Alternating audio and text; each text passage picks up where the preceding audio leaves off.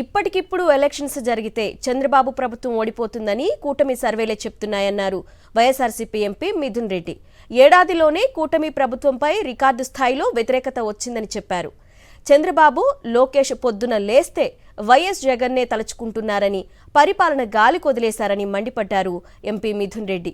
మరోవైపు రాష్ట్ర వ్యాప్తంగా రైతుల పరిస్థితి దారుణంగా ఉందన్నారు. ఎందుకు ఈ విధంగా అయిపోయింది? ఒక సంవత్సరంలోనే మామూలుగా ఒక ప్రభుత్వానికి చెడ్డ పేరు 3 సంవత్సరాల్లో రావాలి కదా, ఒక సంవత్సరంలోనే ఎందుకు ఇట్లా అయిపోయిందని వింటే వాళ్ళు చెప్పేది ఏమంటే ప్రతి ఒక్కరు కూడా సెటిల్మెంట్లు, ఎవరు ఎక్కడ లేఅవుట్ వేసినా ఆడ డబ్బులు వసూలు చేయడము, బియ్యము, మట్టి, ఇసుక, మద్యము అన్నీ కూడా ఈరోజు సెటిల్మెంట్లు చేసే పరిస్థితి, ప్రజలను వదిలేసినారు. మరి ఇంకా చంద్రబాబు నాయుడు, లోకేష్ ఏం చేస్తా ఉన్నారో చూస్తే వాళ్ళు రోజు దేవుణ్ణి తలుచుకుంటారో లేకపోతే వాళ్ళ కుటుంబ సభ్యుల్ని పెద్దల్ని తలుచుకుంటారో లేదో కానీ రోజు జగన్ జగన్ జగన్ అనందే వాళ్ళకి అన్నం ముద్ద దిగదు, నిద్ర పట్టదు.